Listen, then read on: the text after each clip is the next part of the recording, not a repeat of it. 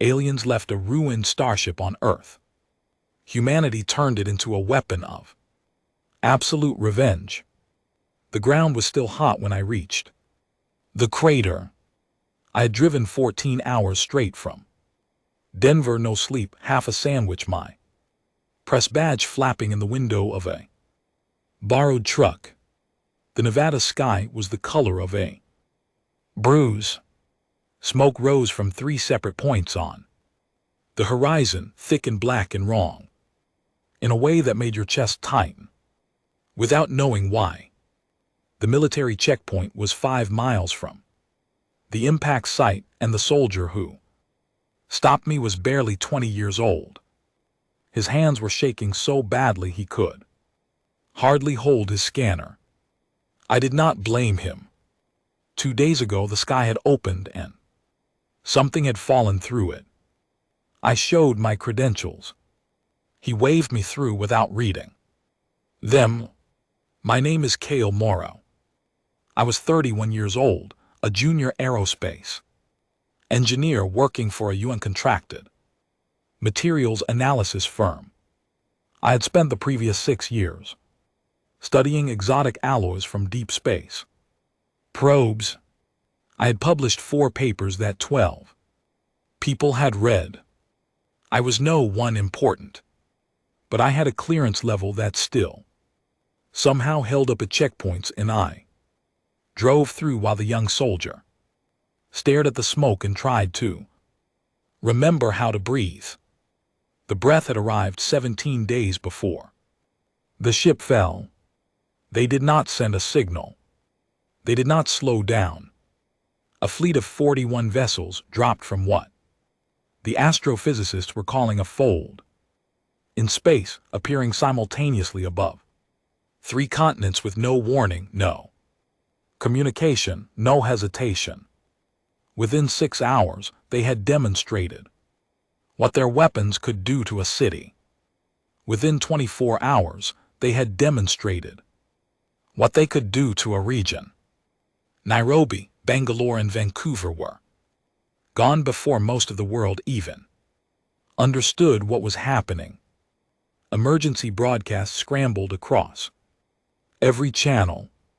Governments tried to respond. Military satellites went dark. Every launch we attempted was swatted down before it cleared the atmosphere. And then on the 17th day they left. Just like that. No announcement. No ultimatum. The fleet folded back into whatever impossible geometry had produced it, and the sky was empty again. All except for one ship. One single vessel trailing smoke and fire fell from orbit and buried itself in the Nevada desert like a javelin thrown from the clouds. Later, analysts would argue over why. A mechanical failure, some said. A deliberate act, said others. Some kind of wreath custom we could not understand. None of them were right. I found that out later. The crater was half a mile wide. The ship itself was enormous, longer than any aircraft carrier we had ever built, wider than a football stadium, and somehow still partially intact. Despite the impact, the outer hull had cracked in 4 places. The nose section was submerged 40 ft into the desert floor, but the body of it, the central spine, was still recognizable as a vessel, as a machine, as something that had, not very long ago, been flying. The smell hit me first. It was not fire, not exactly. It was something older and stranger, like metal left in rain for 1,000 years mixed with something almost electrical, almost alive. I pulled on my filter mask and walked closer. Around me, teams of military engineers and government scientists were setting up equipment, arguing loudly about protocols, taking photographs of things they did not understand. Nobody was in charge. Not really. There was a general somewhere, but Generals are useful when the enemy is. Something you have seen before. I walked to the hole. Everyone else kept a distance of at least 30 ft. I do not know why I did not. Curiosity, maybe. Or the particular recklessness that comes from having just driven 14 hours and eaten half a sandwich and watched the news for 17 days straight. I reached out and pressed my palm flat against the metal. It was warm. Not warm the way metal gets in the sun. Warm the way a living thing is warm. There was a faint vibration beneath the surface, so gentle I first thought I was imagining it. But it was there. A pulse. Slow and deep, like something breathing. At the bottom of a very dark ocean. I pulled my hand back and stared at it. "You felt that," said a voice behind me. I turned. A woman in a civilian hazmat suit was watching me. She was perhaps 50, with short gray hair, and the kind of eyes that looked permanently unsurprised. Her badge read Dr. Nora Hale, Propulsion Systems, Oxford. She was holding a tablet that was displaying a reading I could not interpret from where I stood. "The core is still active," she said quietly. "Everyone else thinks it is residual heat from entry. It is not. There is a power source inside this ship and it has not stopped running." "Have you reported it?" I asked. She looked at me for a long moment. "I filed a report 2 hours ago. It was rerouted to committee that will meet next Thursday." She looked back at the ship. "I do not think we have until Thursday. We worked through the night. Nora had a small team, 3 engineers, 2 physicists, 1 woman named Celia Grant, who was technically a metallurgist, but who turned out to be the best problem solver any of us had ever met. I had my equipment from the truck and a stubbornness my mother had always called a character flaw. What we found in those first 12 hours rewrote everything I thought I understood about physics. The power core was not nuclear. It was not fusion. It was something that used the geometry of space itself as a fuel source, drawing on a principle our best theorists had speculated about in equations but never come close to building. The ship was running on a closed loop of energy that should not have been possible, and it had been running for 17 days since the crash, and it showed no signs of stopping. I stayed up until 4:00 in the morning, writing a report that I knew would be ignored. I sent it anyway to every senior contact I had, every academic I had ever emailed, every government science advisor whose address I could find. I included Nora's data. I included my own readings. I made the argument as plainly as I could. This ship is not dead. This ship is a library. If we walk away from it, if we treat it as wreckage to be photographed and then fenced off for national security reasons, we will be making the single greatest mistake in the history of our species. Then, because I was 31 years old and had learned from experience that the right people never read the right reports, I leaked the whole thing to a science journalist I trusted. By morning it was everywhere. The reaction was not what I expected. I had braced for anger, for official pushback, for some government vehicle arriving to confiscate my equipment and escort me off the site. There was some of that. But there was also something else. Something that moved faster and louder than the official response. People were hungry for it. Not just scientists, ordinary people everywhere who had spent 17 days watching their world burn and then watching the things that burned it simply leave. People who were grieving and furious and needed somewhere to aim it. The report did not offer comfort.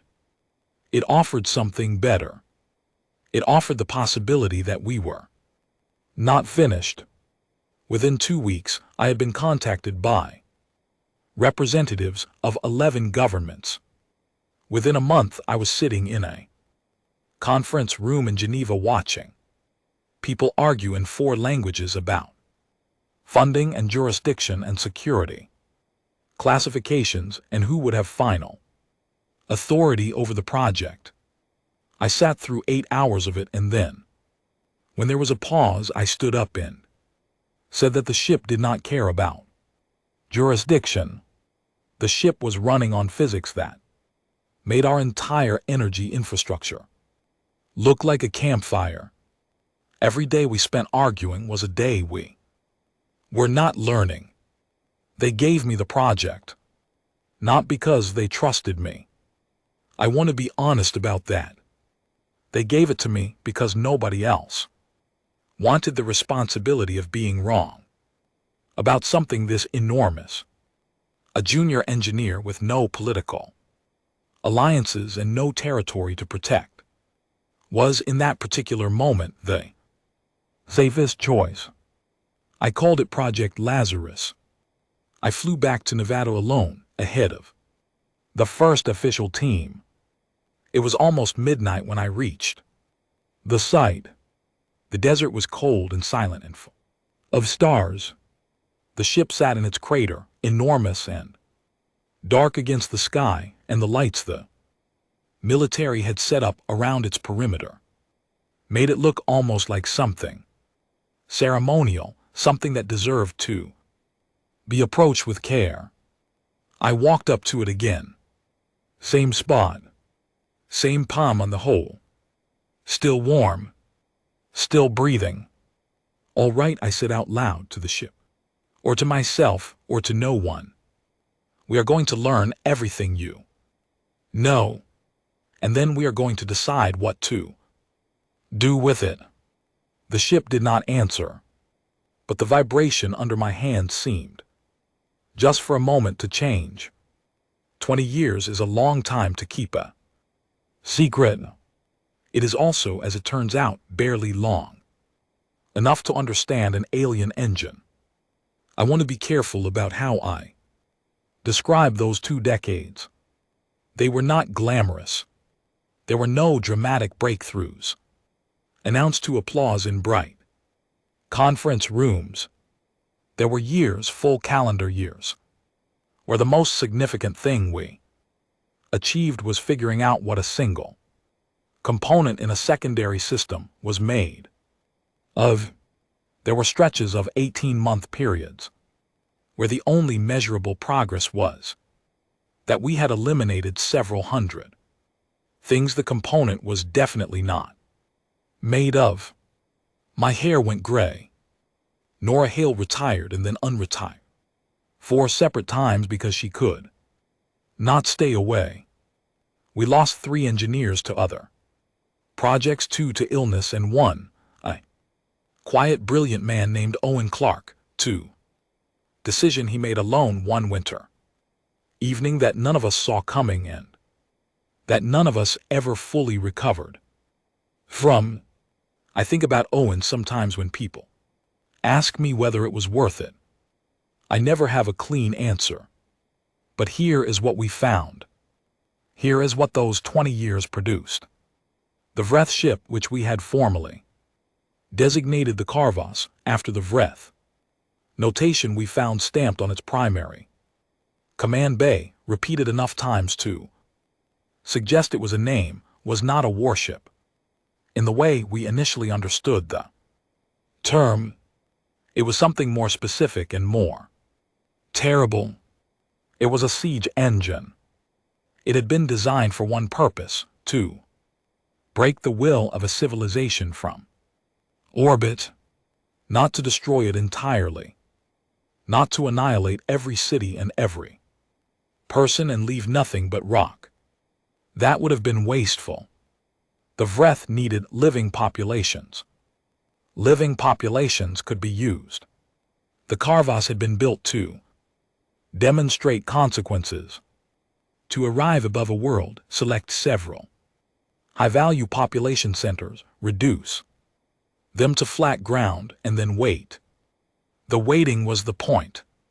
Give the surviving population enough time to understand what had happened, to feel the full weight of what had been, taken to exhaust themselves with grief and shock and internal argument, and then make contact. Offer terms. The terms were always the same. Work for us, give us resources and labor, and political compliance, and we will not come back and finish the job. It had worked apparently on many worlds. When I presented this analysis to the Oversight Committee, one of the government representatives, a man named Arthur Cole, British, who always the same gray suit and who I had come to respect enormously over the years, leaned back in his chair and was quiet for a long time. So we were not even worth conquering. He said finally, "We were an example." "Yes," I said. "They showed us to someone else. That is our best interpretation of the data." Yes. There were other species watching, newly encountered by the Vreth. Earth was the demonstration. Look what happens when you refuse. Arthur was quiet again. Then he said they left the ship on purpose. I nodded. A trophy. Proof of the demonstration. Or possibly something even simpler. Contempt. They left it the way you leave something behind because it is no longer worth carrying. What happened in that room after I said those words is something I find difficult to describe even now. It was not anger exactly.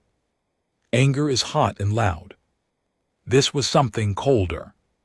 Something that settled into the room the way temperature drops before a storm.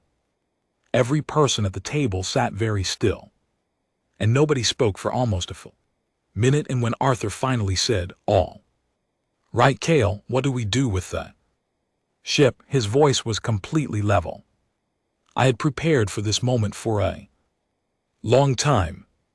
The debate within Project Lazarus had been running quietly for 3 years by then.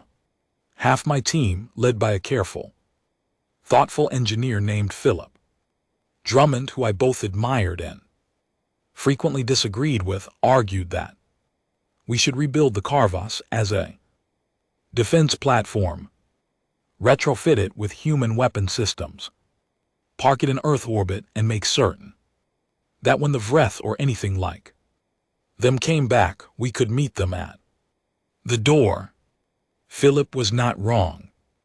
His argument was logical and grounded, and responsible, and on several late nights I had come very close to agreeing with him.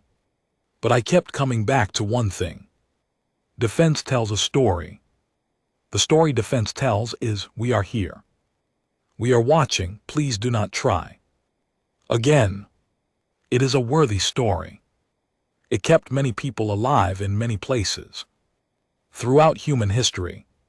The problem was that the Vreth had not come to Earth because they miscalculated the risk.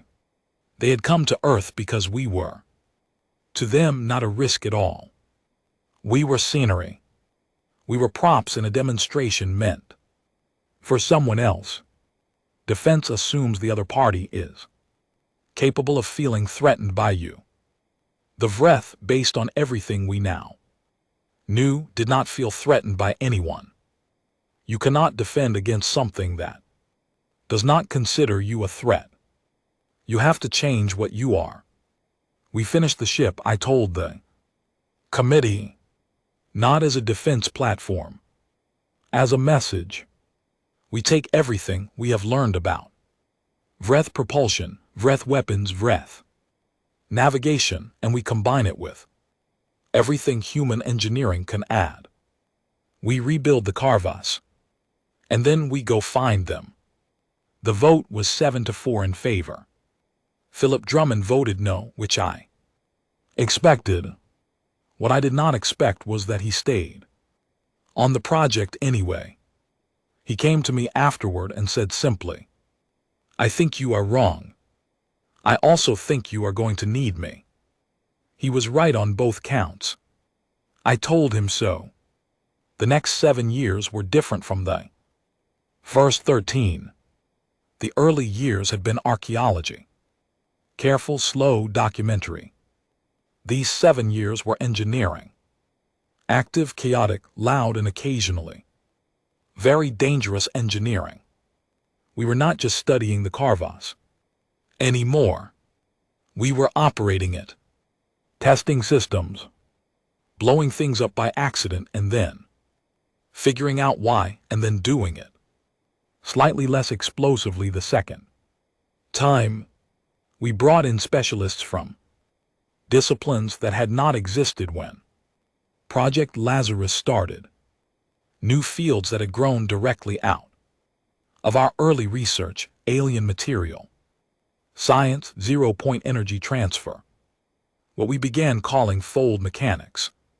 Some of the best minds working on these problems were people who had been children when the Vreth came, people who had grown up in a world that knew the shape of the wound and had decided to spend their lives doing something about it. A young engineer named Danny Farrell, 26 years old, solved the translation matrix for the Vreth navigation system in 6 weeks, a problem that had stalled 3 senior teams for 4 years. He explained his solution in a morning briefing so casually that it took 3 seconds before anyone in the room reacted. Then everybody started talking at once. I watched him absorb the attention with mild bewilderment and thought, this is what 20 years looks like. You plant the question, and then someone grows up inside it and finds the answer you could not reach. The whole repairs took 2 years. The propulsion integration took 3. The weapon systems, adapting the Vreth siege architecture to operate alongside human targeting and command structures, took another 2.5, and Nora Hale came back out of retirement for the 4th time specifically to lead that work. She was 68 years old and worked 12-hour days and was absolutely unbearable at team meetings in the best possible way. There were setbacks. A plasma conduit failure in year 3 of the rebuild phase injured 4 people and sent us back 6 months. A navigation test in year 5 produced a fold event in the wrong location.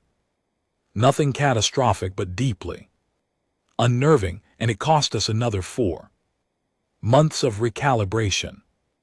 There were committee reviews and funding disputes and 2 separate classified investigations into whether we were creating something too dangerous to control. I told the investigators the same thing. Each time, yes, probably. That is the point. The morning we ran full power, I had not slept. I had been awake for 31 hours, which felt appropriate. 31 years old when I first touched the hole, 31 hours awake. When we finally woke her up, the Nevada site had been expanded enormously over the decades into a full underground complex, and the Carvas sat at the center of it, reconstructed and reinforced, looking nothing like the broken thing I had pressed my hand against all those years ago. She looked like a weapon. She looked like an answer. I stood in the observation bay with Nora and Philip and Danny and the rest of the core team, and we watched the power readings climb, and nobody said anything. For a long time, the lights in the bay flickered as the fold core drew on the facility's power grid and then exceeded it and then stopped needing it entirely, running on its own closed loop the way it had always been designed to. Every instrument on the surface registered the event. The seismological networks flagged it. 3 governments called within minutes. Not to object, we had briefed everyone, but simply because the numbers were so large that humans needed to hear a human voice confirm them. She is reading full operational capacity, Danny said very quietly. All systems. She is complete. I walked down from the observation bay to the floor level. The hole was lit from within now, a deep, steady blue that had no equivalent in any color we had given a name before the carvo arrived.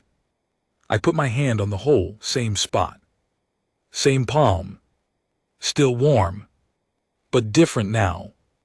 Not the slow underwater pulse of something barely surviving. This was strong and even and certain. I turned to the team behind me. They were all watching. Some of them had been here for 20 years. Some for 10.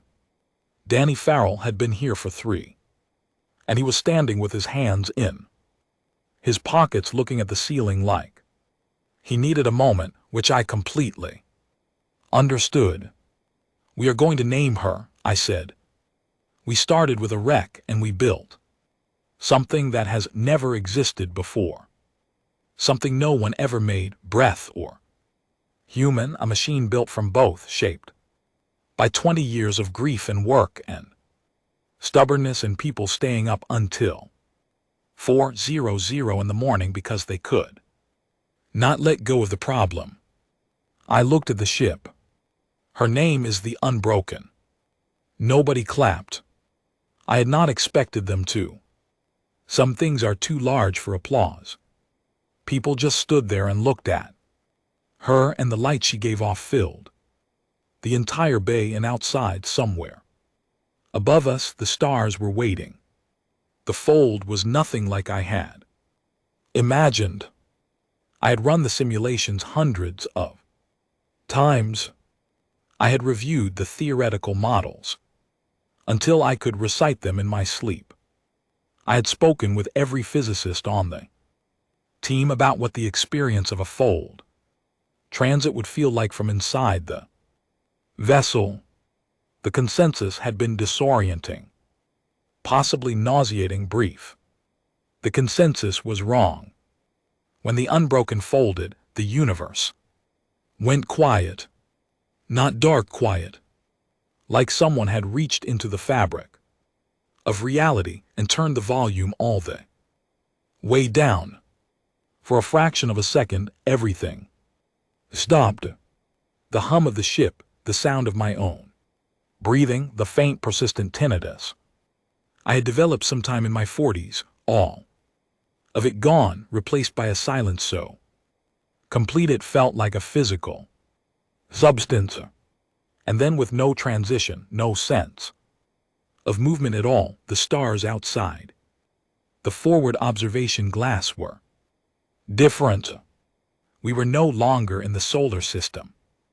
Transit complete, said Lieutenant Kara Webb from the navigation console, and her voice sounded exactly the same as it always did, calm and precise, and somehow that normality was the strangest part of it. All systems nominal. We are at the designated emergence point. I stood at the command console and looked at the star field and tried to feel the enormity of what had just happened.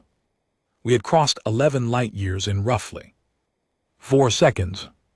We were the first human beings to stand outside our own solar system and look back at a sky that did not contain our sun. I did not find the words for it then. I am not sure I have found them yet. Begin sensor sweep, I said. Full spectrum. I want to know everything in this system before we move an inch. The system we had emerged into was the First on a short list of coordinates provided by an alien species, and getting those coordinates had been its own kind of journey. We had not come here blindly. In the weeks before departure, while the final flight systems were being checked and rechecked, I had insisted on a detour we had located through the Vreth navigation archives aboard the Carvos, the nearest inhabited system along standard Vreth transit route, a species called the Solari, according to the records. The files described them in the flat inventory language the Vreth used for all their subject populations: productive, compliant, resource-rich, useful. The word useful applied to a living civilization was something I had to read twice. We emerged above their world on a gray morning local time. We could tell from the cloud patterns over one of the continents. Within 30 seconds of emergence, we were being hailed on 17 separate frequencies. The Solari were clearly a spacefaring civilization, at least at a basic level. They had orbital stations, sensor arrays, a handful of small ships that scrambled into defensive formation with a speed that suggested they had drilled for exactly this scenario. They had been waiting all their lives for something to come out of fold space above their world. I opened a channel. I had prepared a message using the universal mathematical language the Vreth archives documented as their standard contact protocol, a series of prime number sequences followed by mathematical relationships establishing that what was speaking was rational, technological, and not broadcasting by accident. The response came in 40 seconds. They were smart. They decoded the protocol almost instantly, and what came back was a version of the same framework, extended and elaborated, the mathematical equivalent of someone saying, "Yes, we hear you, we understand. Who are you?" What followed took 3 days of careful, slow communication. We had a translation framework from the Vreth files that covered the Sol Huri language at a basic level. The Vreth had documented the languages of all their subject species, which was one of the most quietly chilling things I had ever encountered. A conqueror's filing system. Every world they owned cataloged. On the second day, when the Sol Huri understood enough about us to ask questions, their first question was not about our technology or our intentions. It was, "Are you real?" I asked our linguist, a precise and thoughtful woman named Laura Finch, to make certain the translation was accurate. She confirmed it. Their first question was whether we actually existed. "Tell them yes," I said. "Tell them we are from the third planet of a yellow star in the sector the Vreth call the Western Rim. Tell them we found a Vreth vessel on our world. Tell them we rebuilt it." There was a long silence from the Sol Huri side. Then their representative, we had come to think of him as the ambassador, though we did not yet know his actual title, sent back a single phrase that Laura translated as something between how and why. "Because they came to our world and heard us," I said. "And then they left. And we did not think that should be the end of the story." Another silence. Longer this time. When the ambassador spoke again, his voice carried something that the translation software flagged as significant emotional weight. Laura looked at the reading and said to me quietly, "He is either deeply moved or deeply frightened. I cannot determine which." "Both," I said. Probably both.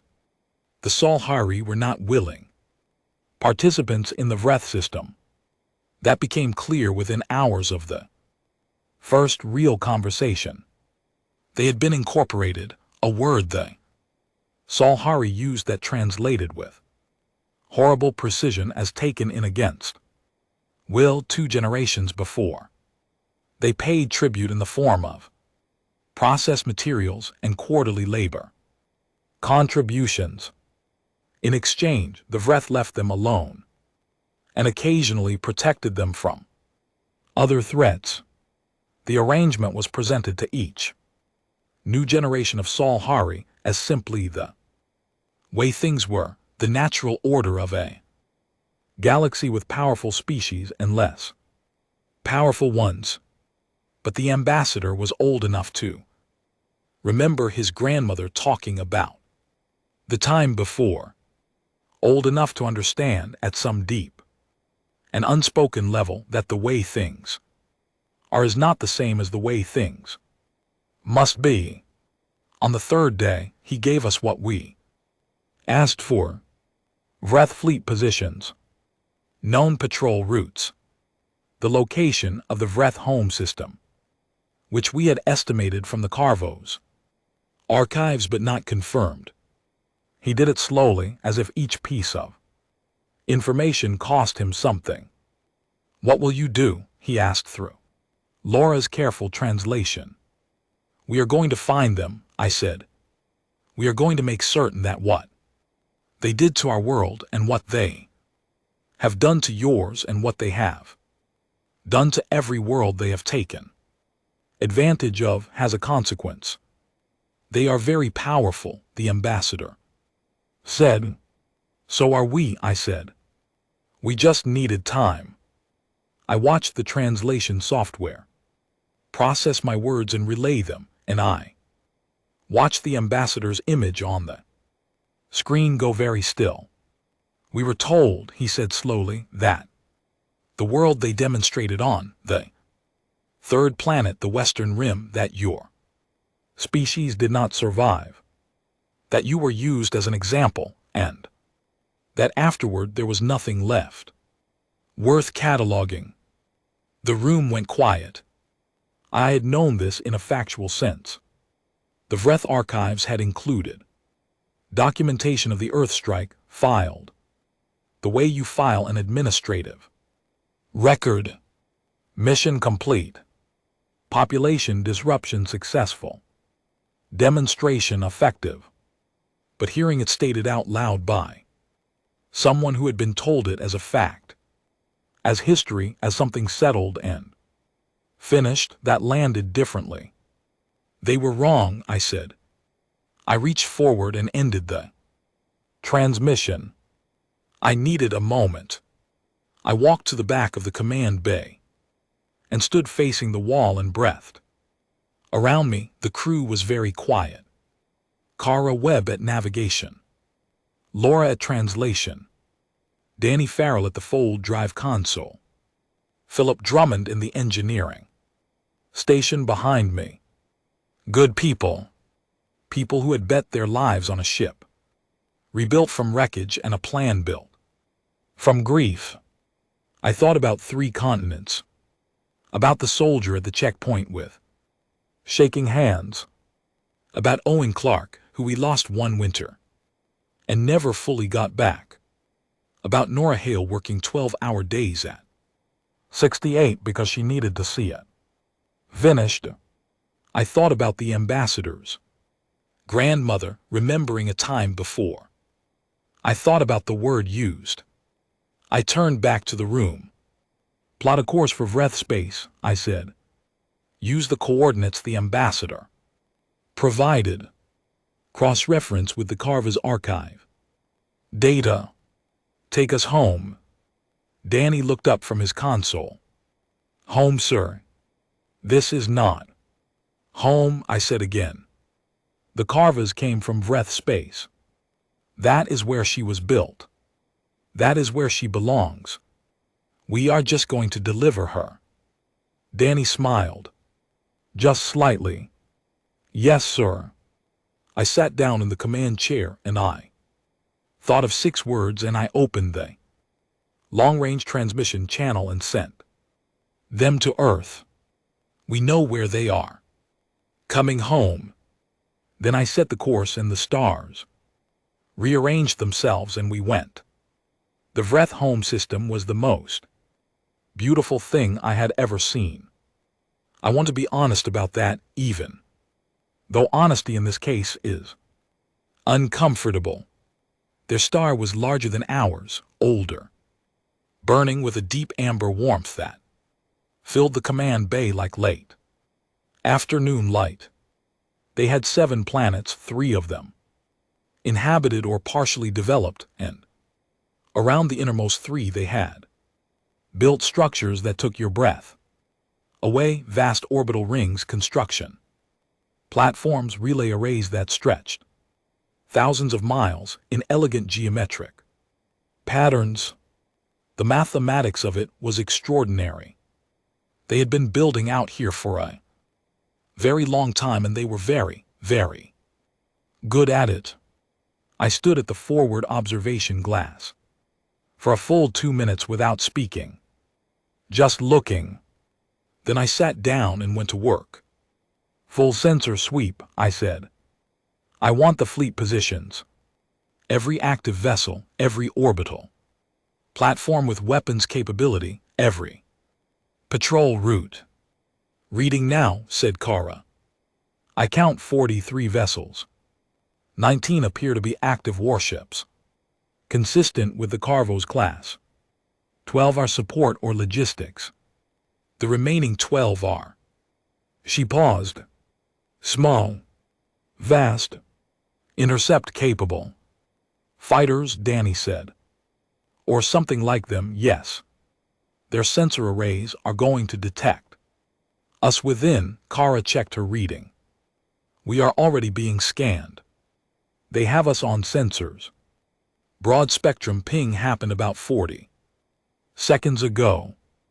What are they reading us as? Philip asked. I do not know yet. But our whole configuration is Carvas. Glass. Wreath built at the core. Philip looked at me.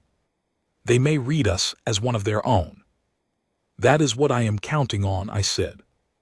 Open a channel. Standard Wreath hailing frequency. Audio only. Laura looked at me. What do you want to say? I had thought about this for a long time.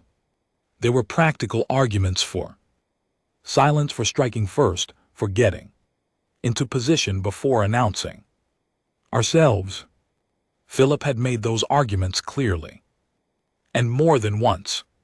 He was not wrong. But I kept coming back to something stubborn and human in me that wanted them to know, that wanted to look them in the eye, in whatever way this distance permitted. Before anything else happened, I wanted them to understand what was coming and where it came from. Tell them who we are, I said. Tell them the ship they are reading is the Carvas. Tell them it was found on Earth 27 years ago and that we rebuilt it and that we flew it here. Tell them our name. Tell them the name of our world. And tell them we are here because of what they did.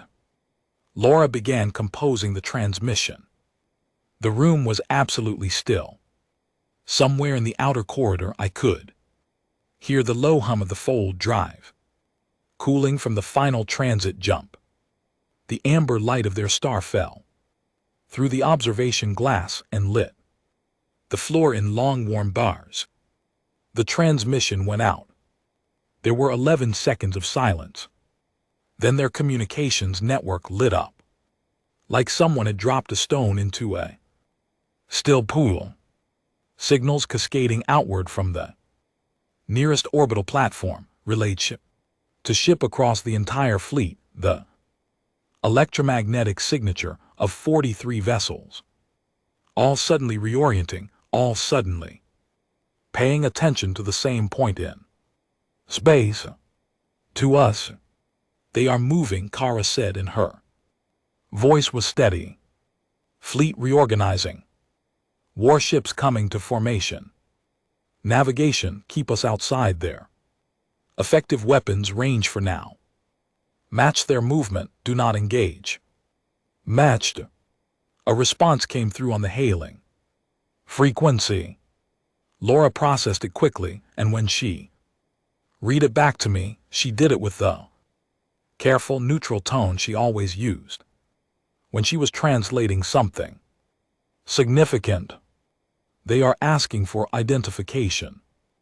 She said, specifically, they want to know who is commanding this vessel and what authority sanctions its return. Tell them, I said, that my name is Kale Morrow, that I am the lead engineer of a project. That began when I pressed my hand against the hull of their abandoned ship in the Nevada desert 27 years ago. That no authority on Earth sanctions this. That I am here because 3 continents were burned as a demonstration for an audience that was not us, and we were left a trophy, and we decided the trophy was worth more than they knew. Laura translated. The response took longer this time. Almost 40 seconds. When it came back, it was a single voice, and the translation software identified it as a command tier speaker. Someone in authority. They say you should not exist. Tell them, I said, that we are aware of that. Tell them to look at their sensors. Anyway, I nodded to Philip. Philip had spent 3 years arguing against this mission on defensive grounds, and when he lost the argument, he had spent the same 3 years making certain that what we did here would be precise, controlled. He had built targeting parameters that could thread a weapon between 2 platforms 100 m apart without touching either. He had modeled every engagement scenario we might face, adjusted for variables, built-in safety margins that I had argued were excessive and that he had quietly kept anyway. Now I was very glad he had. First phase, I said. Patrol vessels. Non-lethal disabling sequence. Full drive systems and primary propulsion. I want them unable to pursue. I do not want them destroyed. Confirmed, Philip said. And then a breath later, firing. What followed was not a battle in any traditional sense.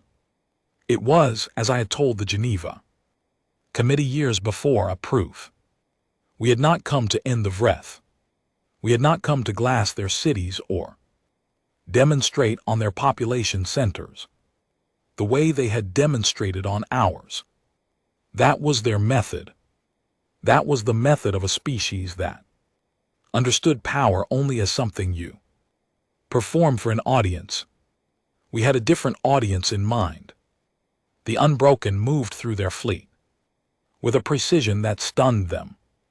Their weapons found our hull and bounced. Our weapons found their drives with a surgical accuracy that their own engineers would later, I am told, spend months trying to understand. We disabled 19 warships in 44 minutes. The patrol interceptors scattered and then regrouped and then scattered again. When they understood that we could track them regardless of what they did. Their admiral hailed us 14 minutes into the engagement. Laura put it through. This vessel is a war prize. Admiral said, and there was something in the tone, not fear exactly, but the close relative of it, the feeling of a person who is very used to certainty and is encountering its absence for the first time. Its capture does not entitle you to enter our system in force. You are in violation of standing order. With respect, I said, I do not recognize your standing orders as applicable to me. I recognize one thing as applicable to Me, which is that your fleet came to my world and changed it without warning, without cause and without any expectation that we would still be here 27 years later to have this conversation. Silence. I am going to continue disabling your fleet, I said. I am not going to harm your people. I am not going to target your inhabited platforms or your cities or any of your population centers. That is not what we came to do. Then what, the Admiral said slowly, did you come to do? I had thought about my answer to this question for a long time. Years. I had written it down and revised it and thrown out the revisions and written it again. In the end, the words that came out were simpler than anything I had prepared. We came to make certain that every species you have ever demonstrated on knows that your fleet burned on the edge of your own sky.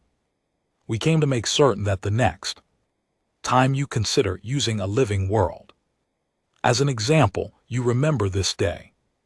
We came to make certain that you understand at a level you have never had to understand anything before, that the decision you made about Earth had a consequence, that we were not scenery, that we were not props. I paused. We are a species that did not survive what you did to us. We are a species that was used as an example and left a broken ship as a trophy.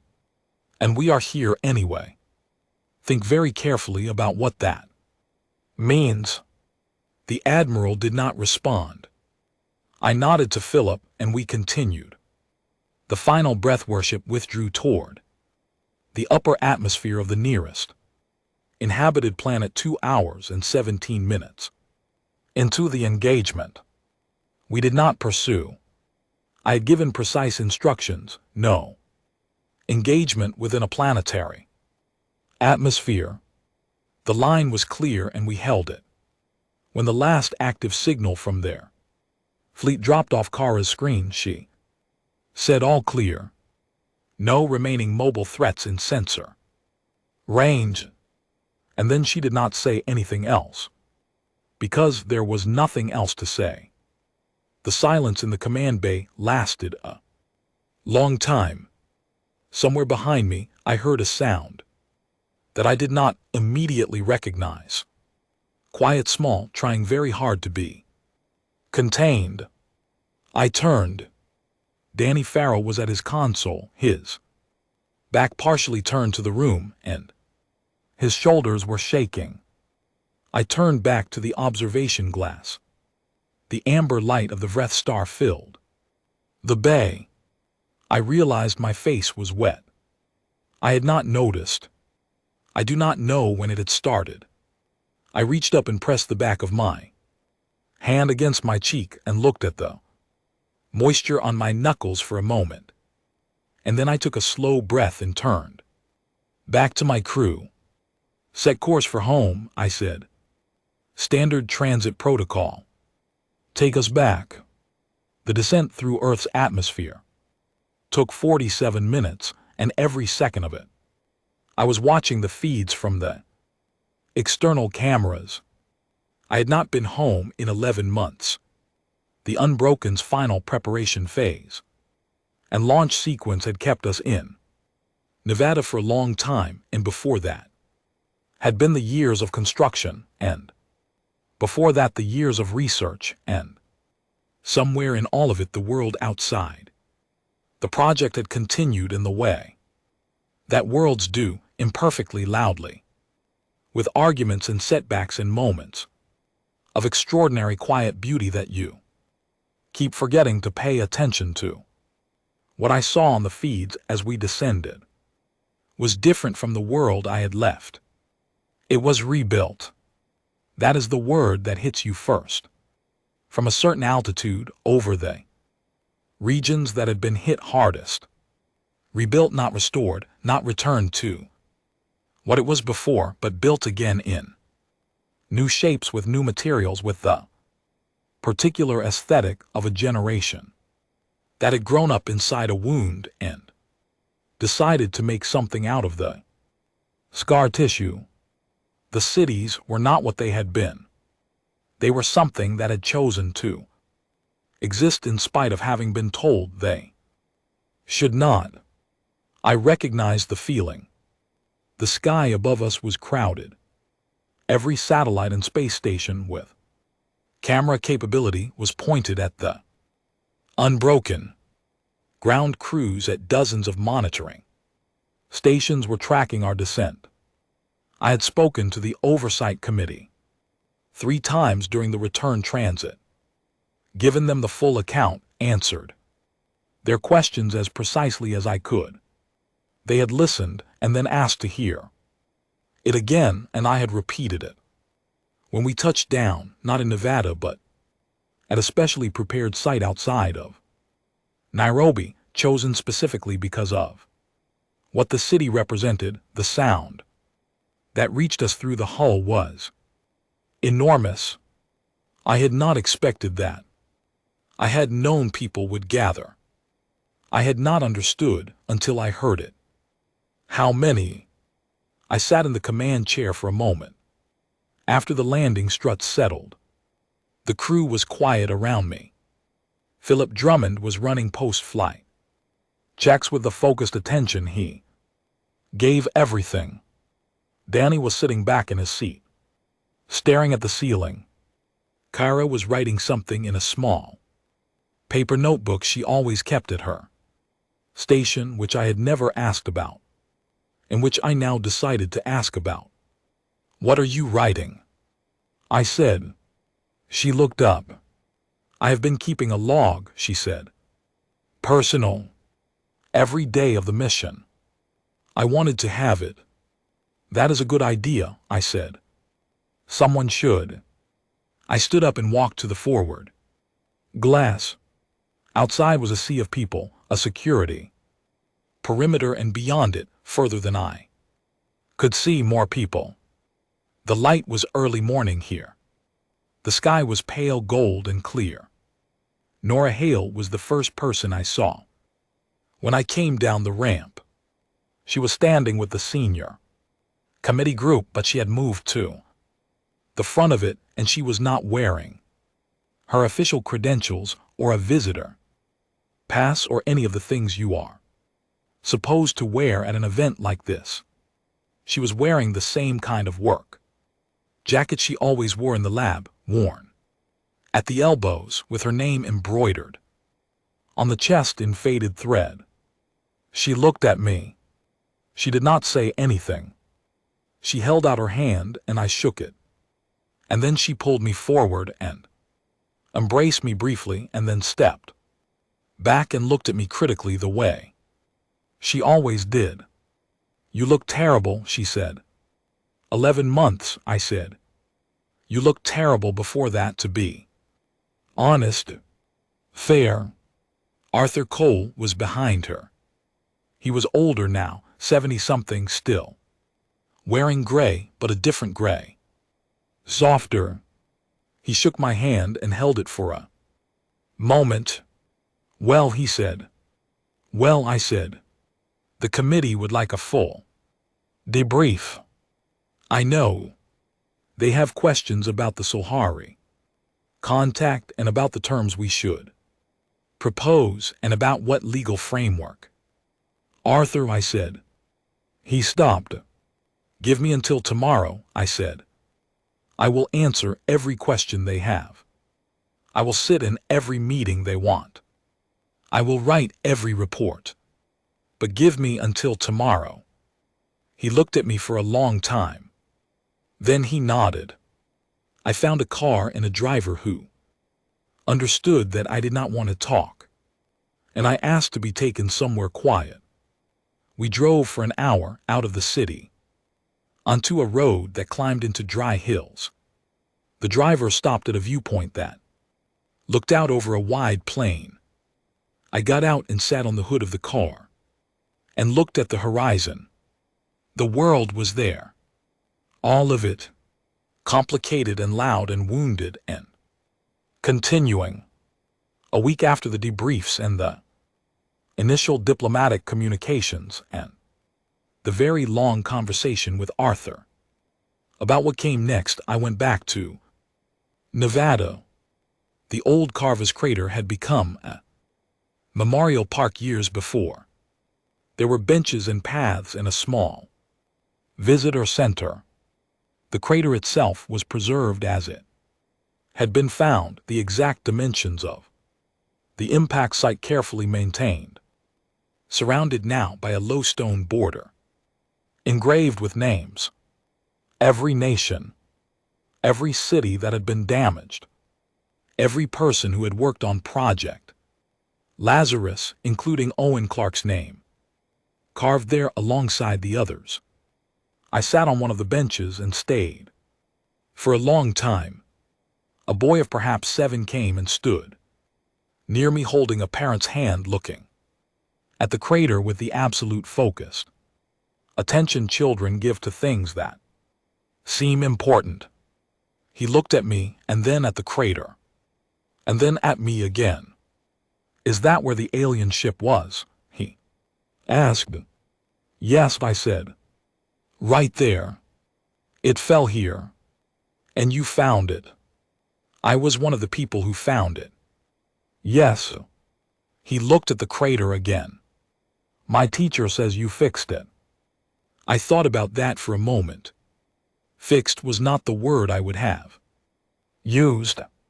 Fixed implied restoration, taking something broken and returning it to its original condition. What we had done was different. We had taken something broken and made it into something it had never been before, something neither human nor Vreth had ever designed or imagined, something that came from the collision of the two. "We changed it," I said. "We made it into something new."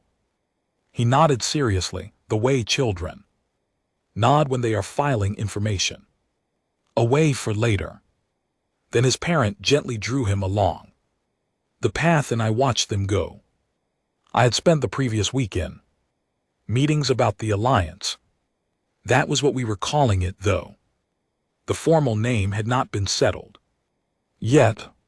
The concept was this: Earth would reach out systematically to every species in the Vreth network, not as conquerors, not as a replacement authority, as something closer to what the ambassador's grandmother had known before the Vreth came: a neighbor, a presence that understood what it meant to have your freedom taken because we had experienced it. We would offer technology. We had more than we needed. 20 years of Vreth-derived science had produced advances in energy, medicine, and materials that humanity had barely begun to apply to its own reconstruction. We would share it openly, not as leverage but as contribution. We would offer safety. The Unbroken was one ship, but it was a template. We had the plans, the knowledge, the full drive specifications. The oversight committee was already debating how many vessels to build, and Philip Drummond had come to me quietly and suggested that the defense platform he had argued for years ago was probably worth reconsidering now, not to guard Earth but to provide a deterrent presence for every world in the new network. He had been right, as usual, in ways I had not initially seen. I thought about what it would look like in 20 years, 50 years. A network of worlds that had each been through some version of what Earth had been through, finding each other, building something together that was defined not by who had the largest fleet or the most resources, but by a shared understanding of what it felt like to be told you did not matter. We were not going to be perfect at it. I had no illusions about that. We were human. We had a long and detailed history of taking good intentions and making complicated, imperfect sometimes, harmful things out of them. We would argue. We would make mistakes. There would be member worlds that disagreed with each other, diplomatic failures, resource disputes, moments where the whole structure seemed ready to collapse. But it would be ours. All of it, the arguments and the failures and the slow, grinding progress, would be ours. And that was different from the alternative. I sat on the bench in the Nevada park and watched the afternoon light move across the crater. The Unbroken was in orbit. She would stay there for now, a visible presence in the sky, visible to the naked eye on clear nights from anywhere. In the Northern Hemisphere, the Oversight Committee had made the decision, and I agreed with it. It was important that people see her. It was important to remember what she represented, which was not power for its own sake, not dominance, not the replacement of one authority with another. She represented a question answered. You burned us. You left us a broken ship. You flew away and told others we were finished. And we said no. We said, watch what we do with this. I pulled out a notebook, a paper one, like Kara's, and I wrote that down. Not as a draft for a speech or a committee report. Just for myself. Words on paper, in a quiet park in the late afternoon light. The boy and his parent had looped back around the path. The boy was looking at the crater again. From a new angle, his head tilted. Thinking.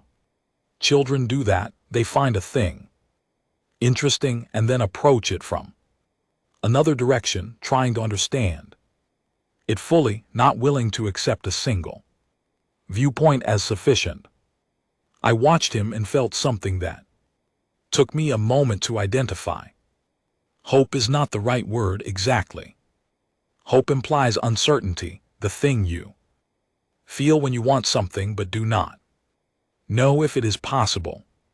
This was something past that.